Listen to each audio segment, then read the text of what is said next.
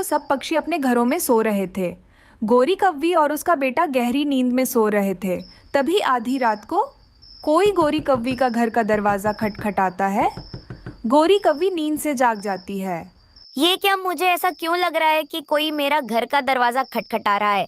क्या मैं सपना तो नहीं देख रही? चलो, अगर किसी को जरूरत होगी तो वो फिर से खटखटाएगा। ऐसा सोचकर गोरी कव्वी सो जाती है। गोरी कव्वी गहरी नींद में सो रही थी तो फिर से कोई दरवाज़ा खटखटाता है। इस बार गोरी तुरंत अपना घर का दरवाज़ा खोलकर देखती है, लेकिन उसे बाहर कोई नज़र नहीं आता। अरे, यहाँ तो बाहर कोई नहीं है। तो फिर दरवाजा किसने खटखटाया? मैंने सुना है कोई चुड़ैल रातों के वक्त आकर दरवाजा खटखटाती है, मगर कौन है वो किसी को पता नहीं। ऐसा क्यों कर रही है वो?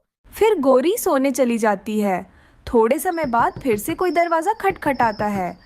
गोरी धीरे से जाकर अपने घर की खिड़की से झांक कर देखती है, लेकिन उसे बाहर भी कोई नज़र नहीं आ रहा था।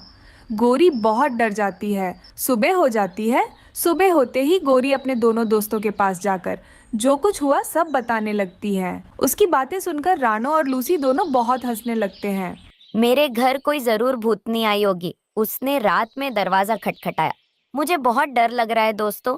गोरी, ये सब तुम्हारा वहम होगा, तुम डरो मत। तुम दोनों को मेरी बातों पर यकीन नहीं हो रहा है। जब वो चुड़ैल आकर तुम्हारा दरवाजा खटखटाएगी, जब तुम दोनों को पता चलेगा।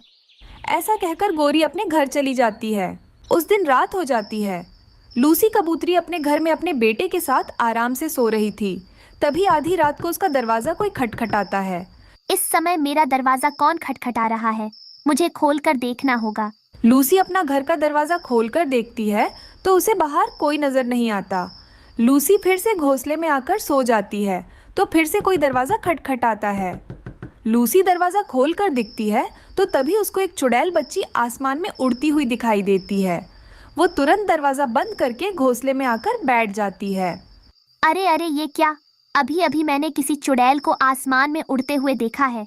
माँ, दरवाजा कौन खटखटा रहा है? मुझे बोलो ना माँ। किकी बेटा, कोई नहीं, तुम सो जाओ। अभी अभी मैंने बाहर भूत को देखा है। मुझे बहुत डर लग रहा है। तुम सो जाओ किक्की बेटा। क्या बाहर भूत है? मुझे भी डर लग रहा है माँ। तुम आकर मेरे साथ सो जाओ माँ। उस रात माँ बेटा दोनों जगते रहते हैं। वो दोनों अब सोने से डर रहे थे। सुबह होते ही लूसी अपने दोनों दोस्त को अपने घर बुलाती है। वो उन दोनों को सब कुछ बताती है जो उसके साथ हुआ था। अरे लूसी, मैंने तो अभी तक उस चुड़ैल को नहीं देखा, लेकिन तुमने देखा है। अब तो तुम मुझ पर भरोसा करती हो ना? हाँ दोस्त, वो एक चुड़ैल बच्ची है। वो यहाँ क्यों आ रही है? मुझे कुछ नहीं पता वो ये क्या चाहती हैं। अगर ये सब सच है तो वो चुड़ैल आज रात मेरे घर आ सकती है। तुम दोनों आज रात मेरे घर पर ही रुकना, फिर आगे क्या करना है मैं तुम दोनों को बताती हूँ। उस रात वो तीनों रानो के घर चुड़ैल आने का इंतजार कर रहे थे। आधी रात होते ही रानो चिड़िया का दरवाज़ा फिर से कोई खटखटाता है। कोई भी दरवाज़ा खोलकर देखने के लिए तैयार नहीं था।